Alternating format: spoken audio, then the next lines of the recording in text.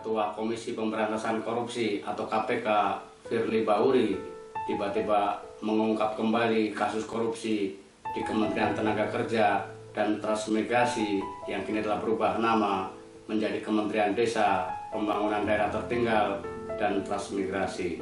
Dalam perkara korupsi yang kemudian dikenal dengan istilah kardus durian, Ketua Umum PKB Muhaimin Iskandar yang saat itu menjabat sebagai Menteri Tenaga Kerja dan Transmigrasi ikut terseret.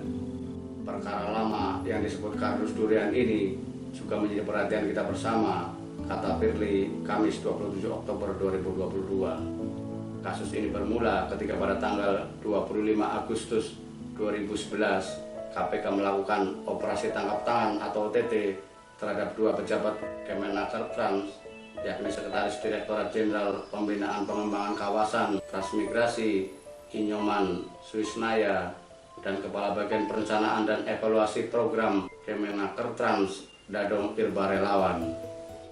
KPK juga menangkap kuasa direksi PT Alam Jaya Papua Darmawati dengan barang bukti uang sebesar 1,5 miliar yang dibungkus dalam kardus durian.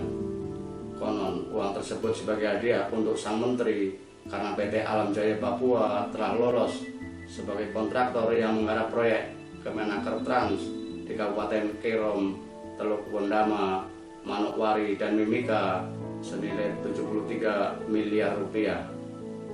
Dalam beberapa kesempatan, Muhaimin telah membantah tudingan itu. Di sisi lain, sejumlah elemen masyarakat yang menamakan diri Aliansi Gerakan Amankan Muhaimin Iskandar atau Agamis juga terus mendesak KPK agar skandal kardus durian dituntaskan. Bukan hanya dalam perkara kardus durian, nama Muhaimin disebut. Wakil Ketua DPR itu juga pernah diperiksa KPK sebagai saksi untuk tersangka Bong Arta John Alfred dalam kasus suap proyek Kementerian Pekerjaan Umum dan Perumahan Rakyat. Usai diperiksa, Muhaimin membantah ada aliran dana ke petinggi PKB.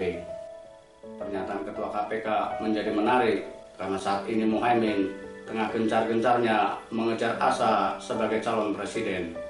Bahkan PKB telah menandatangani kontrak politik dengan Partai Gerindra untuk menghadapi Pilpres 2024. Muhaimin pun rajin menggelar pertemuan dengan sejumlah elit dari partai lain termasuk PKS dan PDIP. Meski telah ditetapkan sebagai calon presiden oleh Majelis Syuro PKB, namun Muhaimin dalam beberapa kesempatan juga menyatakan siap jika dipasang sebagai cawapres. Apakah pernyataan Ketua KPK yang mengatakan akan mengusut kembali kasus kardus durian, persisian, atau bahkan berkelindan dengan ambisi politik Muhaimin Iskandar? Kita menolak jika memang ada nuansa terselubung ke arah itu. Penegakan hukum harus terbebas dari kepentingan politik manapun. Jika tangan KPK digunakan untuk kepentingan di luar penegakan hukum, maka rusaklah demokrasi yang sudah susah payah kita bangun bersama. Kita memahami hukum harus ditegakkan meski esok langit runtuh, tetapi hukum juga harus didasarkan pada rasa keadilan.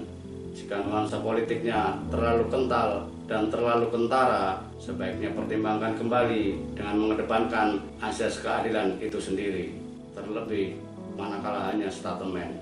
Penegak hukum mestinya tidak terlalu mudah mengumbar statemen yang berpotensi menjadi alat politik untuk menjatuhkan seseorang.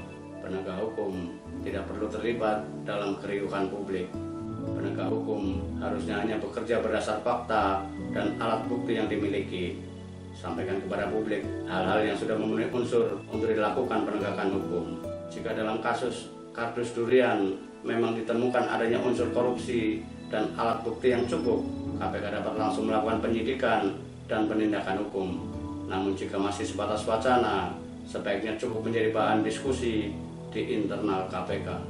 Hal ini sekaligus untuk membuktikan KPK tidak sedang berpolitik, tidak menerima pesanan politik, dan tidak ikut campur dalam urusan di luar penegakan hukum.